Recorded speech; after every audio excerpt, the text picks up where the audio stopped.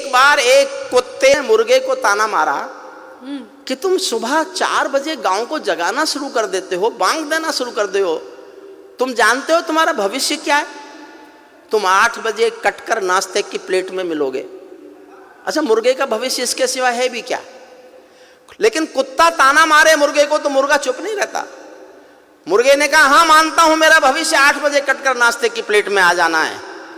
मैं गांव को जगाना इसलिए नहीं छोड़ता क्योंकि मेरी मौत को दुनिया में कोई भी कुत्ते की मौत नहीं कहता। क्या बात है।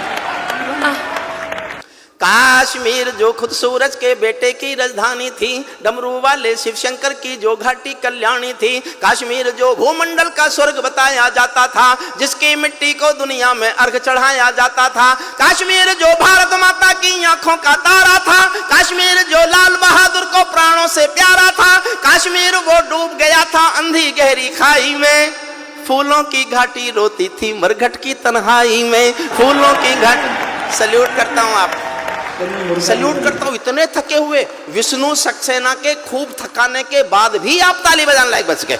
क्या बात है।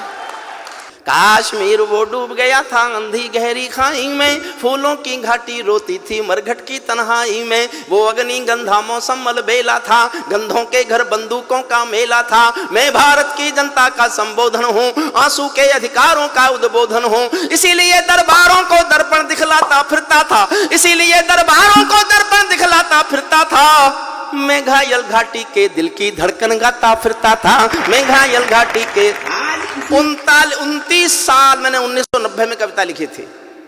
और आदरणीय कठेरिया जी, आपको जानकर आश्चर्य होगा, इस कविता को मैंने 1990 में जब सबसे पहली बार लिखा तो मेरे पहले श्रोता थे श्रद्धेय अटल बिहारी वाजपेयी और श्रद्धेय लालकृष्ण आडवाणी। दोनों बैठ के रोए थे, दोनों बैठ के रोए थे। वाजपेयी साहब एक बार लाल किले में आए थे और मैं कश्मीर पढ़ रहा था। मैंने उनसे कहा, आप देश के प्रधानमंत्री बन गए और कश्मीर की हालत फिर भी नहीं सुधरी तो इससे भी सख्त कविता सुनने को तैयार रहना। फिर मुझे पता चला वो 6 साल इसीलिए उदास रहते थे क्योंकि उनके समय में तो हुआ नहीं था जो अब हुआ। मन से सुनिए, मैं अपना मन पूरा इस कविता के साथ आपसे जोड़ना चाहता हूँ। इसीलिए दरबारों को दर्पण दिखलाता फिरता था, मैं घायल घाटी के दिल की धड़कन गाता फिरता था, हमने नारों में गाया था सब कश्मीर हमारा था, जब जब भी छू कर देखा हिम चोटी में अंगारा था, काश्मीर था जहाँ तमंचे थे केसर की क्यारी में, काश्मीर था जहाँ तमंचे थे केसर की क्यारी में, काश्मीर था जहाँ रुदन था बच्चों की किलकारी में, काश्मीर था जहाँ तिरंगे झंडे फाड़े जाते थे, 47 के बंटवारे के घाव उघाड़े जाते थे, काश्मीर था जहां हौसलों के दिल तोड़े जाते थे, खुदगर्जी में जेलों से हत्यारे छोड़े जाते थे, खुदगर्जी में जेलों से हत्यारे छोड़े जाते थे, अपहरणों की रोज कहानी होती थी, धरती मैया पानी पानी होती थी, झेलम की लहरें भी आंसू लगती थी, गजलों की बहरें भी आंसू लगती थी, मैं आंखों के पानी को ललकार बनाता फिरता था, मैं आंखों के पानी को ललकार बनाता फिरता था, मैं घायल घाटी के दिल की धड़कन गाता फिरता था, मैं घायल घाटी के दिल की। काश्मीर था जहां गर्द में चंदा सूरज तारे थे, झरनों का पानी रक्तिम था झीलों में अंगारे थे, काश्मीर था जहां फिजाएं घायल दिखती रहती थी, गर्म हवाएं घाटी का राशि फल लिखती रहती थी, काश्मीर था जहां दरिंदों की मनमानी चलती थी, घर घर में एक 56 की दर्द कहानी चलती थी, काश्मीर था जहां हमारा राष्ट्रगान शर्मिंदा था, समर्थन करना जी भर के करना, काश्मीर था जहां हमारा राष्ट्रगान शर्मिंदा था, भारत माँ को गाली देकर भी खलनायक जिंदा था, भारत माँ को गाली देकर भी खलनायक जिंदा था, काश्मीर था जहां देश का सिर झुकाया जाता था। और जिस दिन ये घटना घटी मैंने उस दिन पंक्ति लिखी थी, समझ जाओ किसी को पिछली याद हो तो समर्थन करना। काश्मीर था जहां देश का मान गिराया जाता था, मस्जिद में गद्दारों को खाना भिजवाया जाता था, गूंगा बहरापन ओढ़े सिंह, गूंगा बहरापन ओढ़े सिंहासन था, गूंगा बहरापन ओढ़े सिंहासन था, लूले लंगड़े संकल्पों का भाषण था, फूलों की घाटी लाशों की मंडी थी, फूलों की घाटी लाशों की मंडी था, अनुशासन का पूरा दौर शिखंडी था, अनुशासन का पूरा दौर शिखंडी था, मैं इसको ही कायरता की लाश उठाता फिरता था, मैं घायल घाटी के दिल की धड़कन गाता फिरता था, मैं घायल घाटी के दिल की। हमको दो आंसू नहीं आते थे अनहोनी घटना पर। 89 में 4.5 लाख कश्मीरी पंडित कश्मीर से मारपीट कर निकाले गए, उनकी बेटियों के साथ बलात्कार किए गए, संपत्ति छीनी गई, घरों में आग लगाए गए। अपने दिल पर हाथ रखकर सोचना, क्या दुनिया के इतिहास में इससे बड़ी कोई मॉब लिंचिंग हुई है क्या? आज किसी की गलती से एक हत्या पर देश में शोर मचा देते हैं, ये मॉब लिंचिंग है, होनी नहीं चाहिए। मैं समर्थन नहीं करता उसका, लेकिन 4.5 लाख लोगों का घर से बाहर निकाल देना अगर मॉब लिंचिंग नहीं थी तो हिंदुस्तान में कोई मॉब लिंचिंग होती नहीं। हमको दो आंसू नहीं आते थे, मेरा साथ देना, मैं इतिहास खोल रहा हूं। हमको दो आंसू नहीं आते थे अनहोनी घटना पर, थोड़ी सी चर्चा होती थी बहुत बड़ी दुर्घटना पर। राजमहल को शर्म नहीं थी, घायल होती छाती पर। भारत मुर्दाबाद लिखा था श्रीनगर की छाती पर। मन करता था फूल चढ़ा दूं लोकतंत्र की अर्थी पर।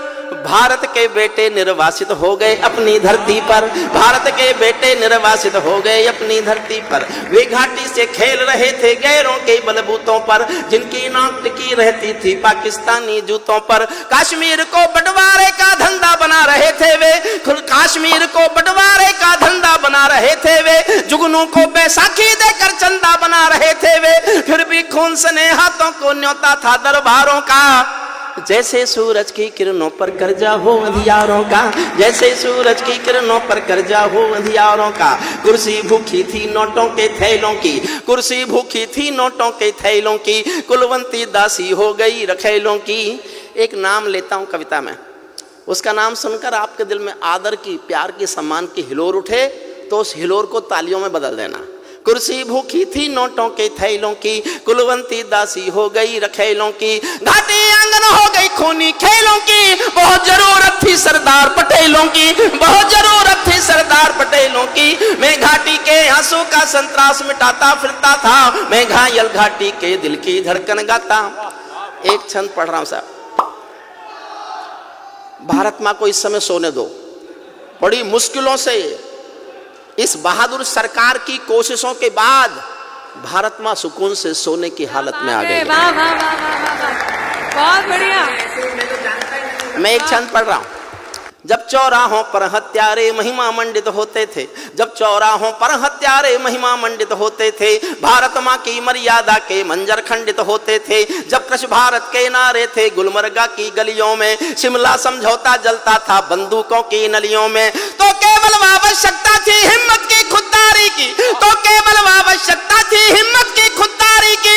56 इंची सीने में ही आशा थी दमदारी की, 56 इंची सीने, 56 इंची सीने से ही आशा थी 56 इंची सीने से ही आशा थी दमदारी की। संविधान को बदल दिया है घाटी गैर नहीं होगी, जहां तिरंगा नहीं मिलेगा उनकी खैर नहीं होगी, जहां तिरंगा नहीं मिलेगा। प्रणाम करता हूं आपको साहब, क्या बात है। इसीलिए आवश्यकता थी हिम्मत की खुददारी की, 56 इंची सीने से ही आशा थी दमदारी की। संविधान को बदल दिया है घाटी गैर नहीं होगी, जहां तिरंगा नहीं मिलेगा उनकी खैर नहीं होगी। जिनको भारत की धरती न भाती हो, भारत के झंडों से बदबू आती हो, जिन लोगों ने मां का आंचल फाड़ा हो, दूध भरे सीने में चाकू गाड़ा हो, मैं उनको चौराहों पर फांसी चढ़वाता फिरता था। मैं घायल घाटी के दिल की धड़कन गाता फिरता था, मैं घायल घाटी के दिल की। अंतिम छंद पढ़ता हूं। अभी उधर से बयान आते हैं हमारे पास 1 पाव का एटम बम है, हमारे पास आधी किलो का एटम बम है। देखिए साहब, मैं बोलना नहीं चाहता, सांसद जी आपसे अनुमति लेकर आपसे माफी मांग के बोलता हूं, और ये मैंने बहुत दुखी होकर बोला, ऐसे नहीं बोला। रोज डराता है हमको एटॉमिक युद्ध होगा, एटॉमिक युद्ध होगा। मैंने कुछ मेरे दोस्त साइंटिस्ट हैं उनसे पूछवाया कि मान लो एटॉमिक युद्ध हो ही जाए, क्योंकि उसका भरोसा क्या? जो दुनिया में किसी के भरोसे लायक नहीं है, हमारे लायक तो होगा ही क्या? मान लो हो ही जाए तो क्या होगा? बोले जी दोनों देशों के 25-25 करोड़ लोग मर जाएंगे। मैं एक दिन सोचता रहा, और जब उसी दिन शाम को मैंने उनके एक मंत्री का बयान सुना कि हम एटॉमिक युद्ध कर सकते हैं, तो मैंने कहा कि होने दो, होने दो, हम 25 करोड़ मरने को तैयार हैं, तुम तो रेगिस्तान हो गए। बचा क्या? अगर तुम अपने को पूरा मिटाकर हमारे थोड़े से कम कर दो तो हमें कोई नुकसान नहीं है। हमको जनसंख्या नियंत्रण कानून लाने की भी जरूरत नहीं है। फिर